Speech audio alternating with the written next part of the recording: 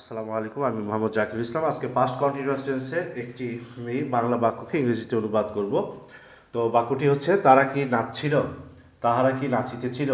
সাধু ভাষায় যদি বাংলার ক্রিয়া শেষে তেছিল থাকে তাহলে সেটা পাস্ট কন্টিনিউয়াস টেন্স হয়, এবং চলিত ভাষায় বাংলার ক্রিয়া শেষে চয় ছয় রশ্মি এরপরে যদি ল থাকে তাহলে সেটা পাস্ট কন্টিনিউয়াস টেন্স হয়। বাক্যটির শেষে কয় রসিকারে কি আছে, কয় রসিকারে কি দিয়ে বাক্যে হ্যাঁ অথবা না বোধক প্রশ্ন তৈরি করা হয়, সেই ক্ষেত্রে অক্সিলারি ভার্বটা বাক্যের শুরুতে বসাতে হয়।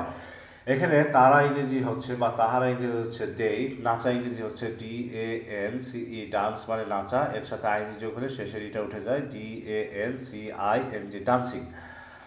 তাহলে যেহেতু কি কথাটা আছে তাহলে এই কারণে অক্সিলারি ভার্বটা আগে চলে আসবে। তো অক্সিলারি ভার্ব হচ্ছে এই জায়গায় ওয়াজ অথবা ওয়্যার, তারপরে হচ্ছে সাবজেক্ট, তারপরে সাব এসিবি জেইসিটি সাবজেক্ট, তারপরে ভার্বের সাথে আইএনজি, এবং শেষে প্রশ্নবোধক ছিল কারণ বাক্যের শুরুতেই ওয়াজ ওয়্যার আছে। তো এখানে সাবজেক্ট হচ্ছে দে, THEY, দেই, দের সাথে ওয়াজ বসে না, বসে হচ্ছে ওয়্যার, ওয়্যার দেই, তারপরে হচ্ছে ভার্বের সাথে আইএনজি DANCING, এবং শেষে প্রশ্নবোধক ছিল। তারা কি নাচছিল, ওয়্যার দে ডান্সিং, তাহারা কি নাচিতেছিল, ওয়্যার দে ডান্সিং, ওয়্যার দে ডান্সিং, তাহারা কি নাচিতেছিল, ওয়্যার দে ডান্সিং, তাহারা কি নাচছিল, ওয়্যার দে ডান্সিং, তাহারা কি নাচছিল, তাহারা কি নাচিতেছিল। উভয়টি কারেক্ট।